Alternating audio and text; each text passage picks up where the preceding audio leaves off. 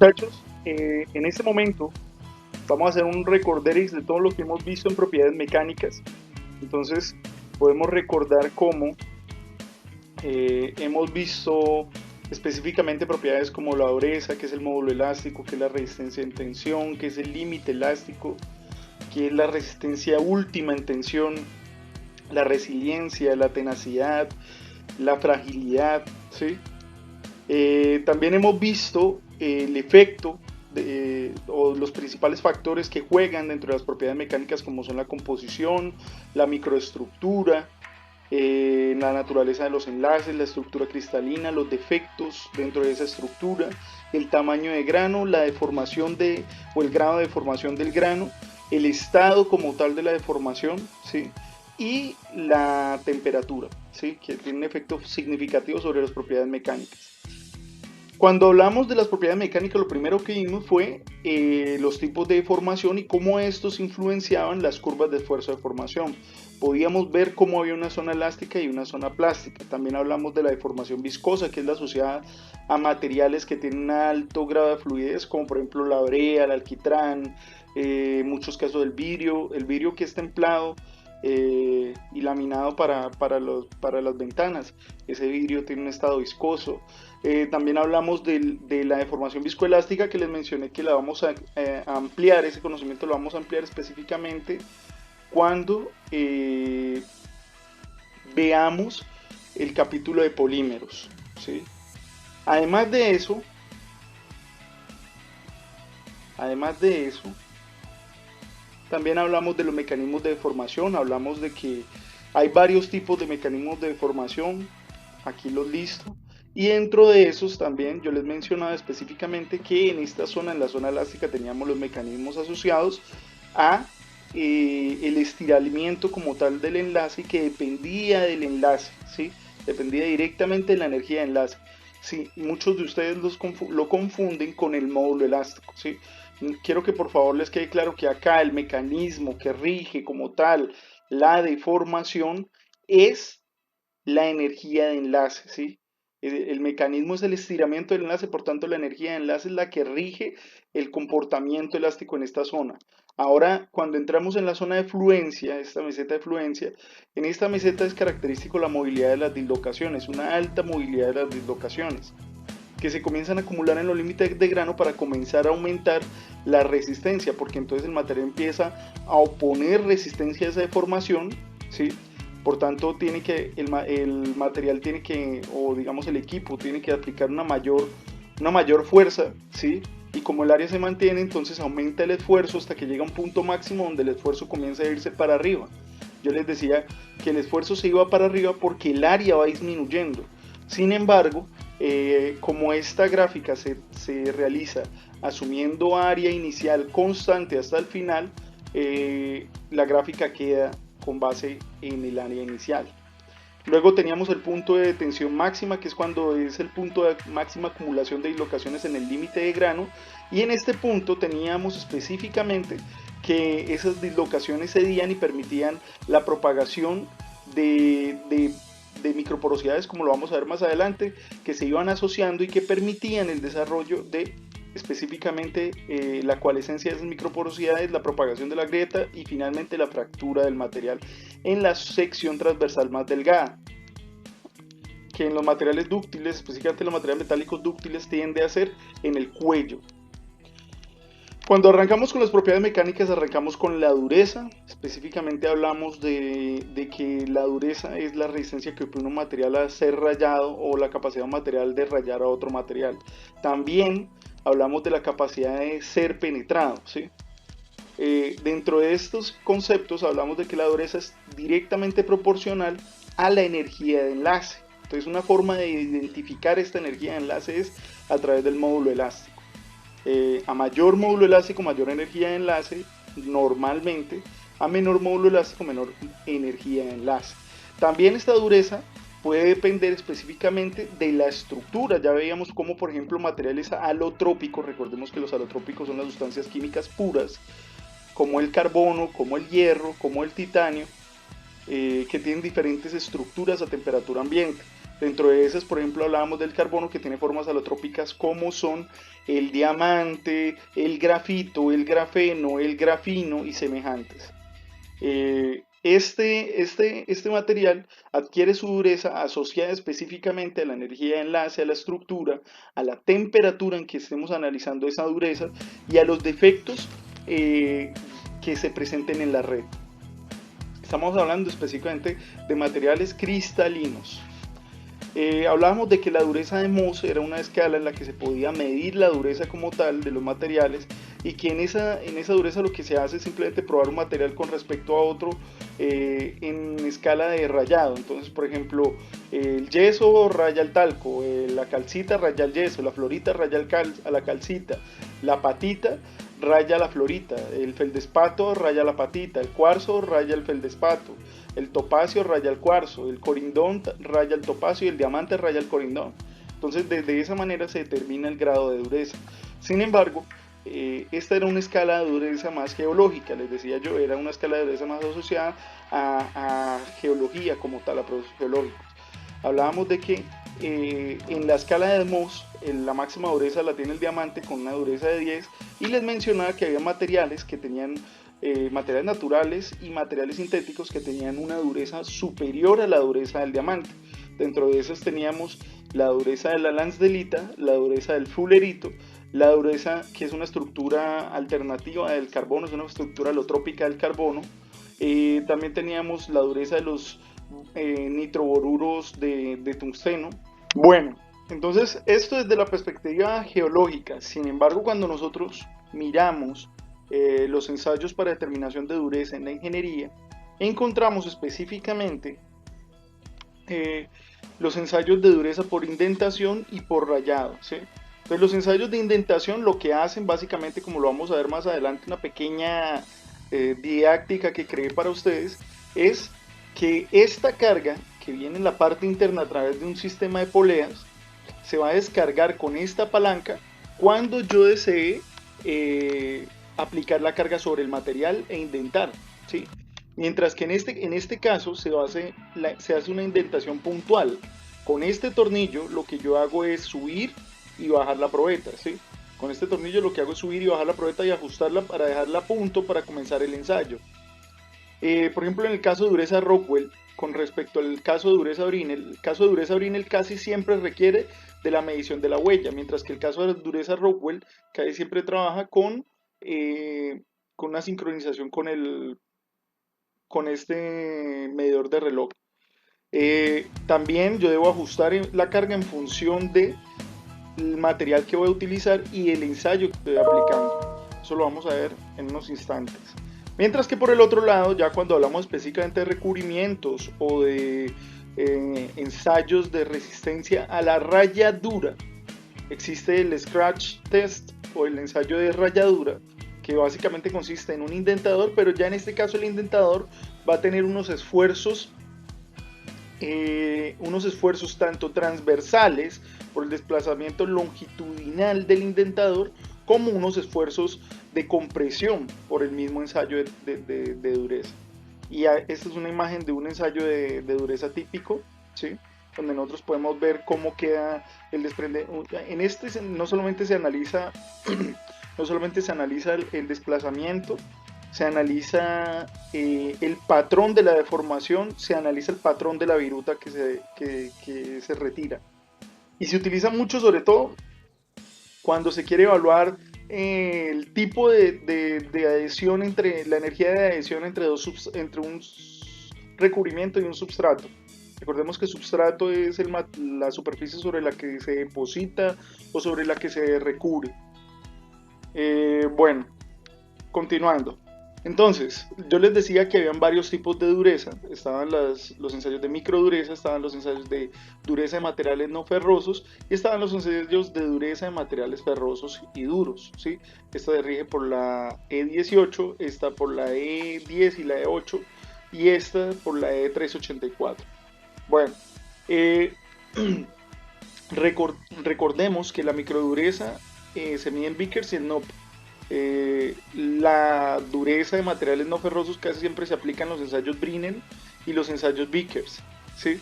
Y ya los ensayos Rockwell también sirven para materiales no ferrosos, pero se aplican principalmente para materiales ferrosos.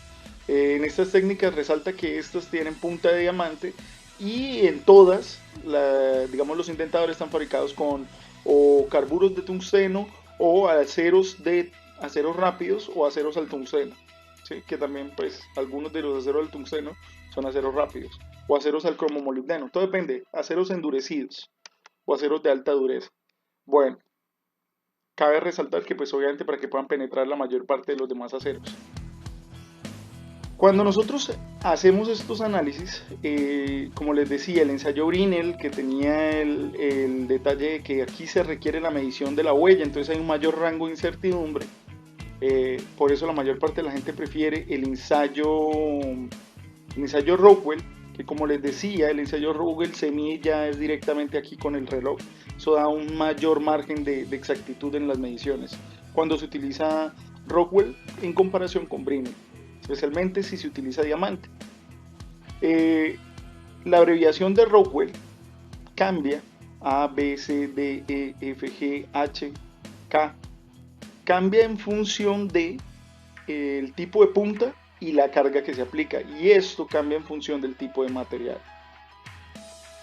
Cuando nosotros estamos haciendo el ensayo de dureza, y acá me va a salir un momento. Bueno, y como les decía, cuando estamos trabajando con el ensayo de dureza, este es el equipo, ¿sí? Entonces, ¿qué va a pasar? Cuando estas cargas, estas pesas que ustedes ven aquí son pesas calibradas.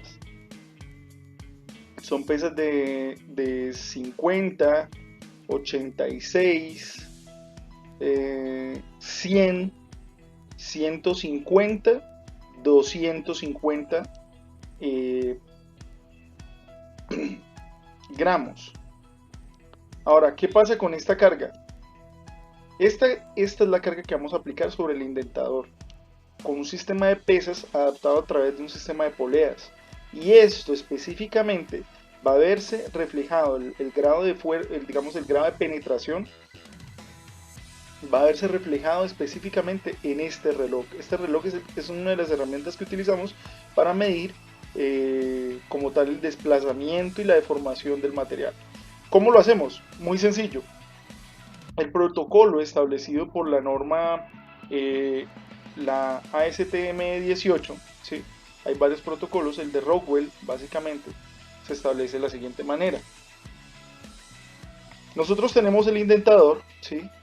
Acercamos la probeta, tan, con este tornillo lo giramos en el sentido, digamos, esto es con regla de la mano derecha, hacia la derecha sube, hacia la izquierda baja. Entonces, lo giramos hacia la derecha, sube la probeta, y entonces cuando la probeta está a punto de tocar, aquí nos está marcando 0, no se está aplicando ninguna fuerza, no está ocurriendo ninguna deformación, no está ocurriendo nada. Inmediatamente nosotros tocamos,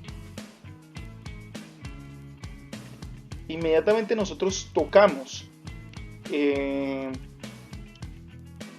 indentador. Recordemos que estamos subiendo, entonces estamos generando presión hacia el indentador, se va a registrar la aplicación de una fuerza. ¿Qué va a ocurrir?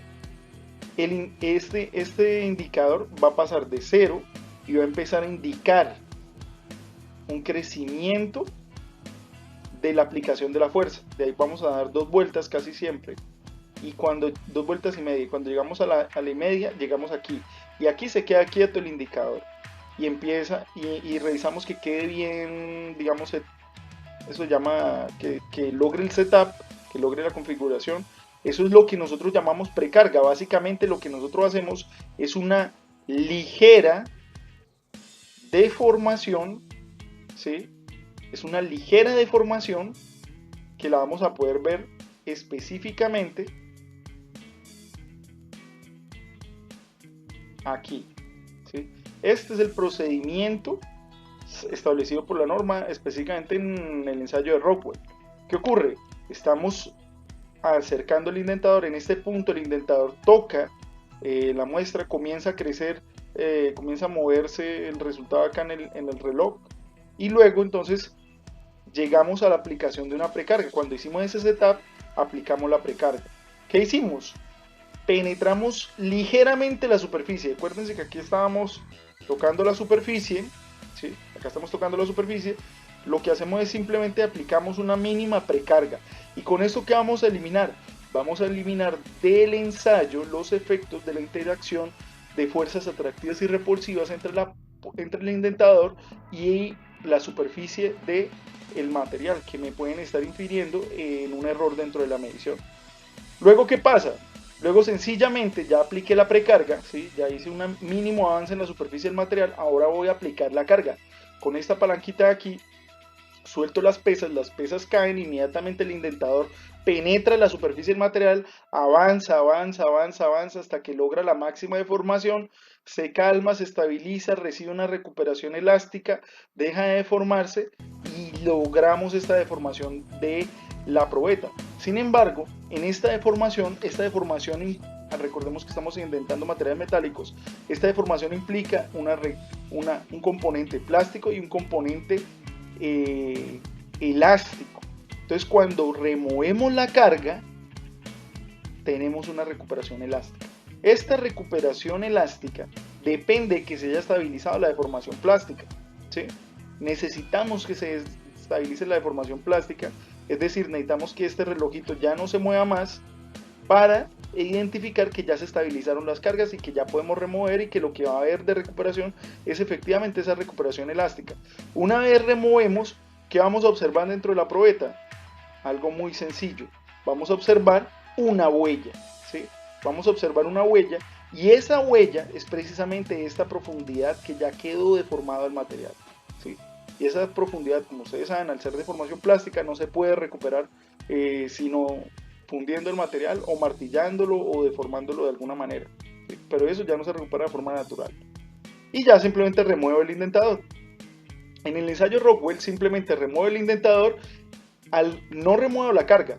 Aquí no remuevo la carga. Aquí quité la palanca de carga, es decir, las pesas vuelven a colgar de otro sistema, ya no están aplicadas directamente sobre el punto, sino que están en otra condición, ¿sí? Ya no estamos aplicando la carga, simplemente lo que vamos a ver aquí es la profundidad de avance del indentador, ¿sí? Aquí lo que vamos a ver es la recuperación elástica del material. Entonces ahí ya vamos a poder ver la dureza como tal del material en los ensayos Rockwell específicamente. En los ensayos Brinell, ¿qué vimos en los ensayos Brinell? Muy sencillo, lo que vamos a tener que hacer es revisar la huella, revisar como tal esa huella que deja el indentador en la penetración. En el ensayo Rockwell no, en el ensayo Rockwell simplemente al retirar esta carga, ojo que todavía no hemos bajado la probeta, todavía tenemos el indentador ahí, pero al remover esa carga, lo que vamos a ver es un retroceso en el reloj, y ese retroceso nos va a dejar directamente en la medición de la dureza que tenemos que registrar, ¿sí? Recordemos que esa medición de la dureza está asociada a la penetración del indentador. Entonces, ya una vez que el material hemos registrado la recuperación elástica, esta es la dureza que debemos registrar, la asociada específicamente a la utilidad del material. Y listo, y ya, y sencillamente lo que vamos a tener es que removemos totalmente las cargas. ¿Cómo lo hacemos? Bajamos, ¿sí? Girando en sentido ¿qué? En sentido en sentido horario, ¿sí? Giramos en este sentido para que retroceda el tornillo, retiramos la carga, dejamos la huella y nos desplazamos un poquitico moviendo la probeta, ¿sí? Ya intentamos aquí, ahora entonces ¿qué hacemos? Cogemos la probeta, la rotamos y de nuevo hacemos la indentación y trácata, ¿sí? Entonces, ¿para qué? Para que esta deformación de acá y la zona de la deformación alrededor del punto de indentación no me afecte las otras mediciones. ¿Por qué? Porque si yo estoy deformando esta zona, toda la zona alrededor de aproximadamente unos 2 a 3 milímetros van a tener un endurecimiento por deformación, ¿sí? Entonces tengo que tener cuidado cuando hago las mediciones para no contaminar las muestras. Listo. Este es el protocolo como tal del ensayo de dureza. Bueno, entonces una vez que hemos realizado el ensayo de dureza, podemos encontrar equivalencia entre las diferentes durezas. Acá vemos por ejemplo la dureza Rockwell C, la dureza Rockwell A, la dureza Rockwell D, la dureza Vickers, la dureza Brinell, ¿sí? Brinell con bola de 2.5, viene con bola, perdón, acá hay bola de 10 milímetros, bola estándar o bola de tungsteno, que es un poco más dura. Entonces, ¿qué vamos a encontrar? Muy sencillo, que bueno, acá hay más relación, la tabla va desde acá hasta acá, ¿no? Por ejemplo, una dureza Brinell de 110, que es la asociada específicamente al 110, que es la dureza asociada al ensayo, que debe ser más o menos 240 por aquí. Es un Rockwell A62 o un Rockwell C24, que es más o menos aluminio, ¿sí? Entonces continuamos. Aquí les dejo yo unos conceptos que les recomiendo que interioricen para que no se confundan. eh, Más adelante hay que diferenciar ductilidad de plasticidad. La plasticidad es la capacidad del material de deformarse plásticamente, mientras que la ductilidad es la capacidad de formarse plásticamente hasta el punto de rotura, ¿sí? Acá les recordamos los ensayos de tensión, las curvas de esfuerzo de formación, el comportamiento de encuellamiento en los materiales dúctilos, especialmente en los aceros, materiales dúctilos. Aquí les, pues, recordando así lo que son los conceptos de resiliencia, el área bajo la curva en la zona elástica, límite elástico, que está relacionado directamente con el cambio entre entre la zona elástica y la zona plástica, en la zona de cedencia, como vamos a ver más adelante. Acá vemos la recuperación elástica después del punto de rotura, la tenacidad, que es el área abajo de la curva en la zona plástica. Vemos también el módulo de Young, que es esta relación entre el esfuerzo y la deformación, ¿sí? Base por altura, perdón, sí, base por altura, perdón, altura sobre base. Vemos también la resistencia última en tensión, ¿sí? Que esta es relativa, ¿sí? Porque el esfuerzo, la resistencia se mide como el esfuerzo máximo, ¿sí? Que soporta el material. Sin embargo, este esfuerzo máximo, como vemos en la siguiente diapositiva, es relativo, porque eh, como hay un encuellamiento, ¿sí? Como se da este proceso de encuellamiento, donde hay una reducción del área transversal, ese encuellamiento me está reduciendo el área transversal. Y estos cálculos los hacemos con base en el área inicial. Por eso disminuye el esfuerzo, pero en realidad cada vez es mayor el esfuerzo para poder llevarlo al punto de cedencia, al punto de estricción. Además de eso, eh, es muy importante mencionar que obviamente cada vez que aplicamos una carga sobre el material y lo deformamos, aumentamos su resistencia, ¿sí? Hasta un punto donde ya el material ya no va a aumentar su resistencia, sino que directamente va a, a digamos, a proceder aceleradamente el proceso de fractura, ¿sí? Ya, por ejemplo, si yo remuevo la carga aquí y vuelvo y la aplico, este va a ser el esfuerzo o el límite elástico, con el mismo módulo elástico. Entonces va a ser por aquí una línea que va a venir hasta acá paralela a esta línea, ¿sí? Entonces obviamente aumenta la resiliencia. Recordemos eso. Cuando deformamos en frío un material, le aumentamos la resiliencia, pero a cambio le estamos reduciendo la tenacidad, ¿sí? Estamos reduciendo la capacidad de formarse plásticamente. Especialmente hasta que llegamos al esfuerzo máximo. Después del esfuerzo máximo sí, no hay, no hay Santa María que valga. Eso ya se pierde.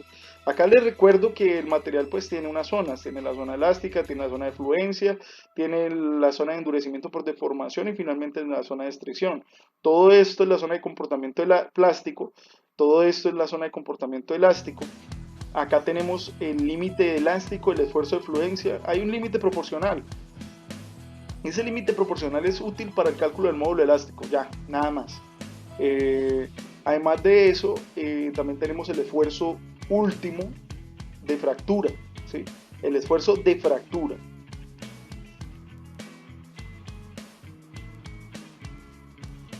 Todo esto no se nos olvide con base en la curva de esfuerzo versus deformación unitaria. Que no se nos olvide que es deformación unitaria. Bueno, recordamos también los fenómenos de fractura dúctil y fractura frágil, que de ahí es de donde definimos si el material es frágil o dúctil. Un material frágil no es un material que se fractura fácilmente, no. Un material frágil es un material que no muestra ductilidad en su fractura, ¿sí? Básicamente es un material que al fracturarse no tiene casi presencia de formación plástica, ¿sí? ¿Y eso cómo se evidencia? Muy sencillo. En la fractura dúctil nosotros tenemos este fenómeno especialmente de cono y copa, de copa-cono, ¿sí? Donde se evidencian unas presencias de microporosidades que vienen asociadas a la formación de microporosidades que coalescen, es decir, se van uniendo al crecer, y al crecer, como se van uniendo, van reduciendo el área de la sección transversal, y esa área de la sección transversal va a permitir la propagación de la grieta a través de todas esas microporosidades, generando una fractura, una falla. Bueno, primero generando una grieta, y todo depende de la propagación de una grieta. Que haya grieta no quiere decir que el material ha fallado, que haya grieta es una grieta nomás, y después sí tenemos la falla, ¿sí? Pero entre la fractura y la falla hay un tiempo, y ese tiempo se mide con un ensayo que se llama ensayo de tenacidad de la fractura de Griffith, ¿sí? La ecuación de tenacidad de la fractura de Griffith. No la vamos a ver aquí, eso es algo que le corresponde más a resistencia de materiales, ¿sí? Al curso de resistencia de materiales. Sin embargo, sí quiero que lo tengan en consideración. Para medir la tenacidad de la fractura se utiliza el ensayo de Griffith, ¿sí?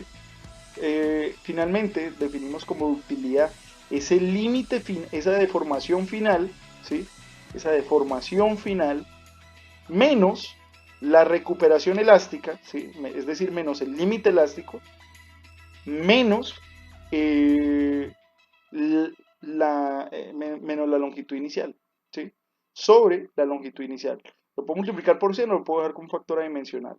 Además de eso, bueno, acá quiero resaltar que especialmente los materiales presentan fragilidad por dos, especialmente los aceros presentan fragilidad por dos condiciones principalmente: porcentaje de carbono y temperatura. A mayor o menor porcentaje de carbono puede cambiar esta propiedad. Menor porcentaje de carbono, mayor ductilidad. Mayor porcentaje de carbono, mayor fragilidad. Menor porcentaje de carbono, ductilidad. Mayor porcentaje de carbono, fragilidad. Listo, es muy sencillo. ¿A partir de cuánto más o menos? De 0.5% de carbono aproximadamente, ¿sí? Ya tenemos fenómenos de fragilidad. Especialmente ya de 0.9 para arriba ya es frágil el acero, ¿sí? Bueno, hablamos también del ensayo de Charpy, ¿sí? Recordemos que todo lo que hemos visto anteriormente es ensayo de tensión. Este ya es el ensayo de Charpy. ¿Qué nos permite identificar el ensayo de Charpy? La tenacidad al impacto.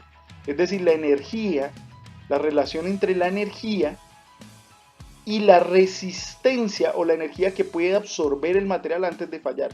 ¿Cómo lo hacemos? Muy sencillo. Este ensayo consiste en una angulación, ¿sí? Relacionando ese ángulo directamente con la masa por la gravedad por la altura, ¿sí? Recordemos que la energía potencial es masa mgh, masa por gravedad por altura. Entonces, a mayor altura, siendo la masa igual y siendo la gravedad igual, ¿sí? Siendo la masa constante y la gravedad constante, a mayor altura, mayor energía. Entonces lo que hacemos es que comenzamos a ensayar a diferentes alturas hasta ver a qué altura falla.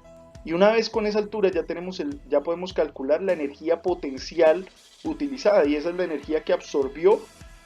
Pero ojo, porque esa energía la absorbe a través de la deformación elástica y a través de la deformación plástica.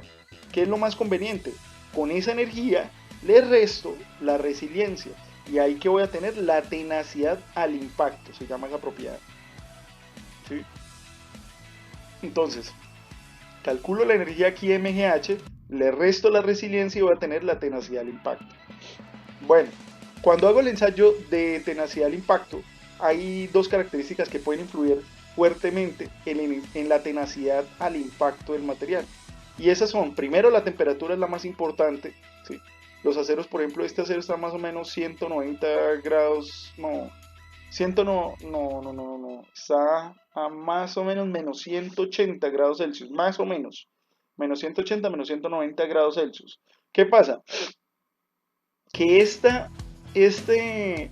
todos los materiales, obviamente, a menor temperatura, lo que va a ocurrir es que tienen menos ductilidad, pierden la ductilidad, entonces se van hacia la fragilidad. Entonces por eso se da una fractura frágil. Especialmente estoy hablando de materiales metálicos. Bueno, no todos los materiales metálicos presentan esta característica, pero de hecho los materiales que logran soportar bajas temperaturas son conocidos como crioresistentes, ¿sí? Materiales crioresistentes. Entonces, aquí vemos como a 80 Kelvin tenemos en el mismo acero un comportamiento frágil, mientras que a 300 Kelvin, que son 27 grados Celsius, tenemos un comportamiento dúctil. ¿Por qué digo dúctil? Porque miren, aquí se ve la porosidad, se ve que no se fracturó totalmente el material, o sea, sí hubo fractura, pero no fue total. Eso pasa cuando los materiales son muy dúctiles, aceros 1025, 1045, aceros dulces como tal. Eh, y el otro factor que influencia como tal el comportamiento dúctil frágil en el ensayo de impacto de Charpy es el porcentaje de carbono. A mayor porcentaje de carbono, mayor dureza, mayor fragilidad. A menor porcentaje de carbono, mayor ductilidad, mayor, digamos, viabilidad de comportarse de esta manera. ¿Sí? Porcentaje de carbono bajo, dúctil. Porcentaje de carbono alto, frágil. Listo. ¿Por qué? ¿Por qué sucede esto? Muy sencillo. Porque el carbono actúa como como una inclusión intersticial y actúa también en la formación de carburos, ¿sí? Específicamente cementita, que es un F3C. Entonces, ¿qué pasa? Que esos carburos restringen la movilidad de las dislocaciones, restringen el crecimiento de grano, entonces nos dan tamaño de grano fino y nos dan baja movilidad de dislocaciones. ¿Eso acaba dando en qué? Una disminución del comportamiento plástico del material, pero un aumento de la resiliencia. Entonces estos materiales son duros, especialmente son los materiales con mayor contenido de carbono, de alto carbono, se caracterizan porque son buenos para resistencia al desgaste, para utilizarlos en rieles, en herramientas de fricción, ¿sí? Y ya estos son mucho más prácticos, son aceros más estructurales, son aceros mucho más útiles en la ingeniería. Bueno, continuamos. Pues acá recordábamos el comportamiento dúctil frágil, acá recordábamos el comportamiento de los cerámicos, de los metálicos, de los plásticos convencionales, de los elastómeros. Veíamos cómo los que tienen, o sea, acá hay otro detalle muy importante y es que la resiliencia no lo es todo. Yo puedo tener una alta resiliencia con un bajo módulo elástico, perdón, con un bajo límite elástico, ¿sí? Más importante que la resiliencia, el módulo elástico que me determina la pendiente de la curva en la zona elástica, ¿sí? Yo puedo tener un bajo módulo elástico y aún así puedo tener una alta resiliencia. ¿Por qué? Porque recordemos que la resiliencia es el área debajo de la curva. Yo puedo tener la misma área con una curva que tiene una menor inclinación o con una curva que tiene una mayor inclinación. Entonces yo puedo tener la misma resiliencia, pero eso no implica que los dos materiales van a tener el mismo comportamiento, no. Eso lo que me dice es que soportan la misma energía antes de pasar a la zona plástica, ¿sí? Lo que sí me dice a mí si el material es más rígido o es más flexible es el módulo elástico. A mayor módulo elástico, independientemente de la resiliencia, yo voy a tener un mayor esfuerzo por una menor deformación, mientras que a menor módulo elástico voy a tener una mayor deformación por un mínimo esfuerzo. ¿Sí? ¿Cuándo es útil esto? Muy sencillo. Si yo necesito una aplicación con alta estabilidad dimensional, es decir, un material que me soporte altos esfuerzos y no se me deforme, pues ¿qué selecciono? ¿Un material cerámico o un material metálico de alto módulo elástico? ¿Sí? Como un acero al tungsteno, un acero rápido, un acero endurecido, un acero templado, un acero de alto contenido de carbono, me va a botar un módulo elástico mayor. Mientras que a medida que disminuye el contenido de carbono va bajando el módulo elástico del material metálico y va aumentando obviamente, porque acuérdense que una relación de resiliencia-tenacidad va aumentando como tal la tenacidad. Y entonces, si yo necesito un material que soporte impactos, necesito un material que se deforme bastante. Entonces voy a necesitar un material que sea más tenaz.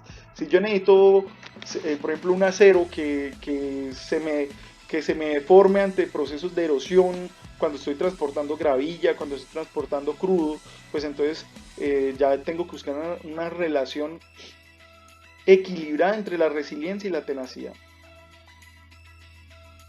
Ya si hay aleaciones como aluminio o inclusive aleaciones de plomo, ¿sí? O de magnesio, que tienen módulos elásticos y resiliencias y tenacidades parecidas a algunos polímeros convencionales como el polipropileno de alta densidad, ¿sí? Entonces, no podemos estigmatizar a los polímeros. Los polímeros son importantes también en la industria, tienen una alta participación tanto económica como tal de aplicaciones, tienen una versatilidad y hay que saberlas aprovechar. Entonces, desde esa perspectiva, si bien los metálicos tienden a tener un mayor módulo elástico, la mayor parte de los materiales metálicos en la industria es el acero. Entonces, básicamente estamos hablando es principalmente de acero y aluminio, ¿sí? Cobre, latón y bronces, que son los que predominan en el mercado. Entonces, si los comparamos, el polipropileno, el polietileno de alta densidad o algunos tereftalatos también pueden tener un alto módulo elástico.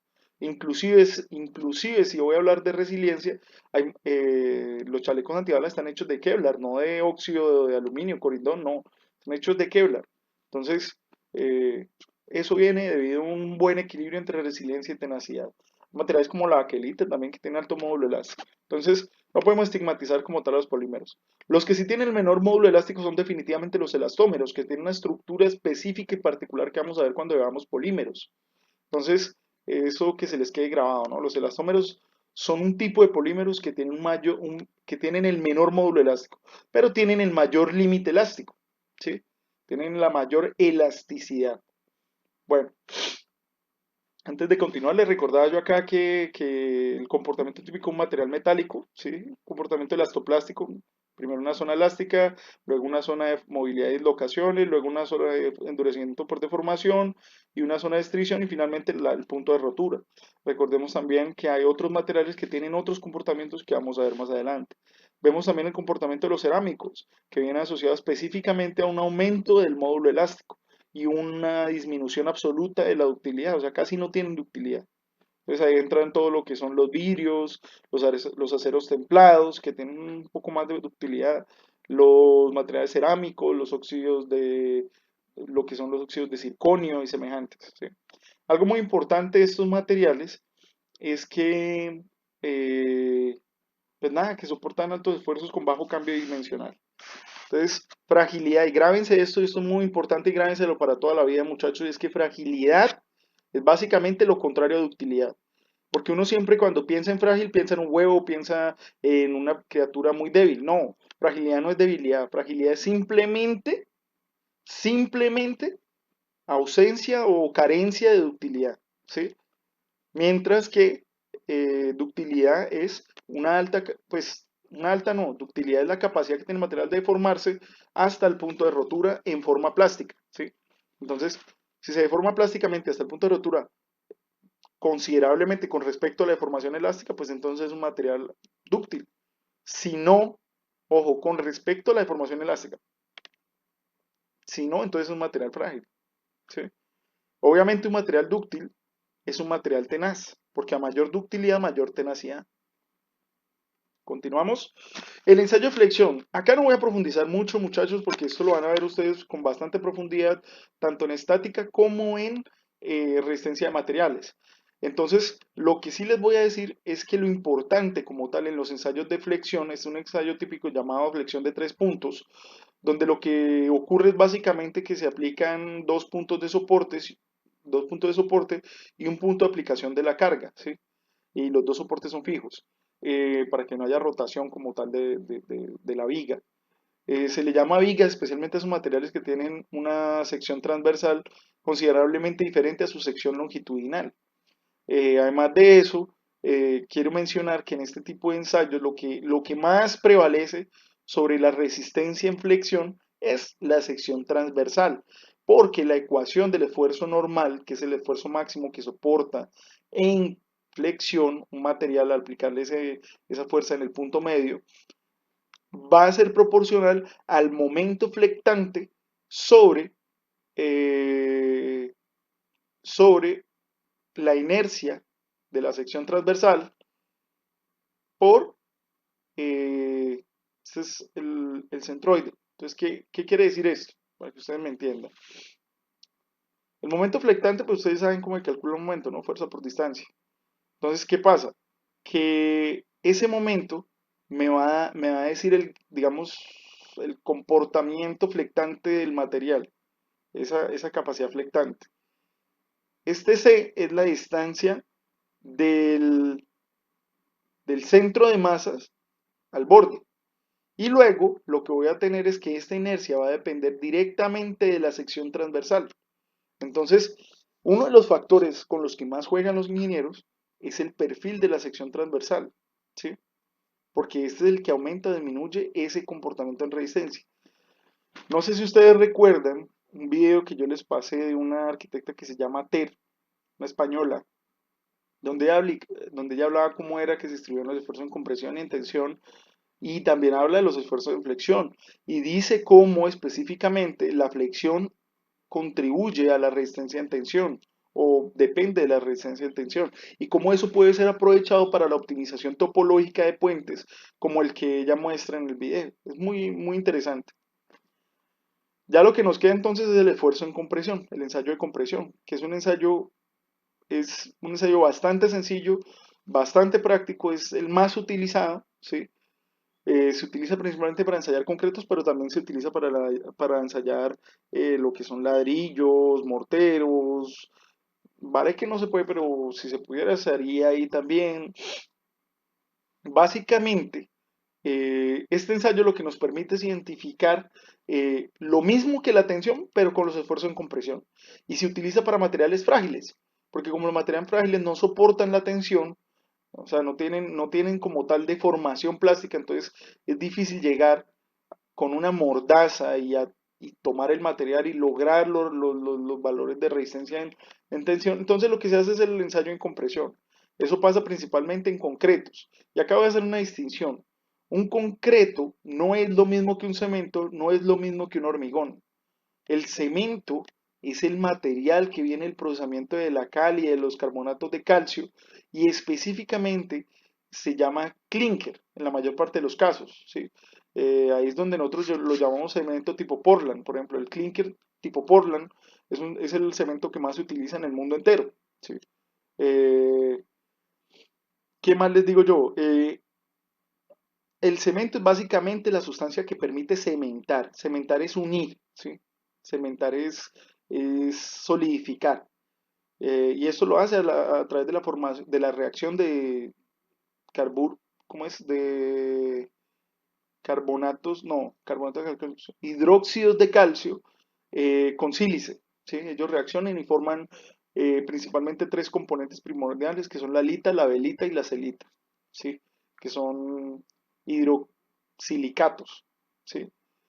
Además de eso, cuando yo le agrego grava o cuando le agrego piedras y cuando le agrego arena, yo formo y agua, y lo dejo ahí reaccionando, yo formo algo que llama concreto, ¿sí? El concreto es la unión del cemento con el agua, la piedra y la arena. ¿Para qué se le echa piedra y arena? Pues la arena tiene sílice y la piedra actúa como un elemento nodular, ayuda a la concentración de esfuerzos, ayuda a aumentar la resistencia y a disminuir el coste como tal de material base, porque si todo fuera cemento, pues sería muy caro los procesos constructivos. Entonces, eso es un concreto. Ahora, si hablamos de hormigón, es cuando le metemos una varilla en la mitad, una varilla de acero, ¿sí? Que aumenta claramente la resistencia en flexión y en tensión.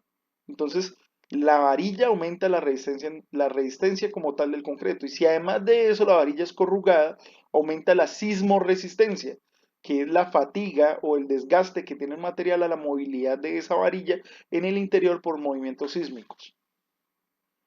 Estos ensayos de compresión me van a dar tres fenómenos de deformación, pues como tal de deformación, que son la fractura frágil, simplemente el material se quiebra y ya. La fractura, perdón, el barrilamiento, que sea principalmente en materiales dúctiles, ¿sí? Y este, pues básicamente consiste en el aplanamiento, el achatamiento como tal de material, pasa mucho con los materiales metálicos, ¿sí? Quedan aplastados, así es como se hacen las monedas. Y finalmente tenemos el pandeo, que el pandeo viene principalmente porque el material tiene más un comportamiento flexible que un comportamiento resistente en compresión, entonces lo que va a hacer el material es tender a flectarse. Esto pasa especialmente cuando tenemos fibras o cuando tenemos algún elemento estructural longitudinal que pues se niega como tal a la deformación uniforme del material.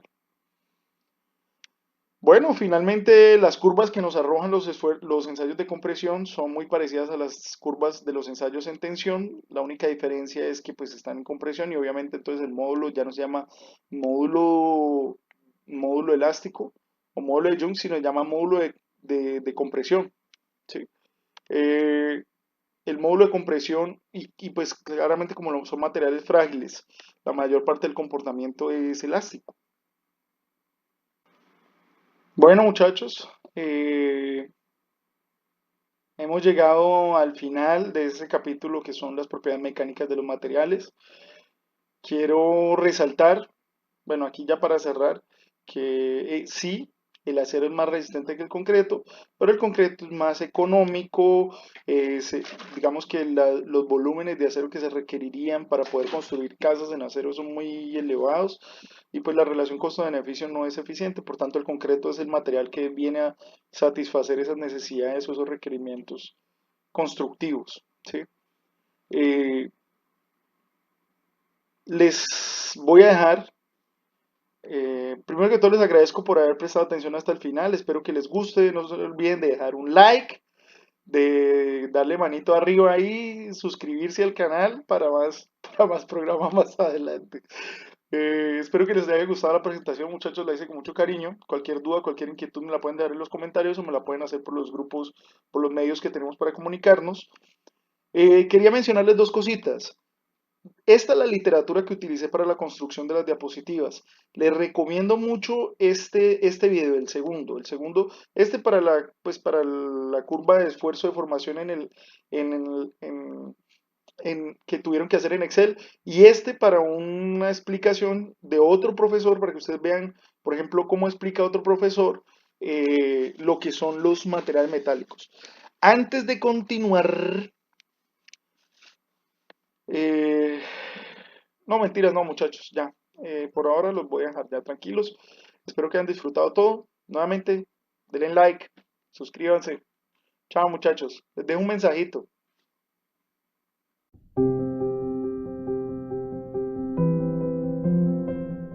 Es tiempo de unirnos en la distancia. Es tiempo de aplaudir a nuestros héroes.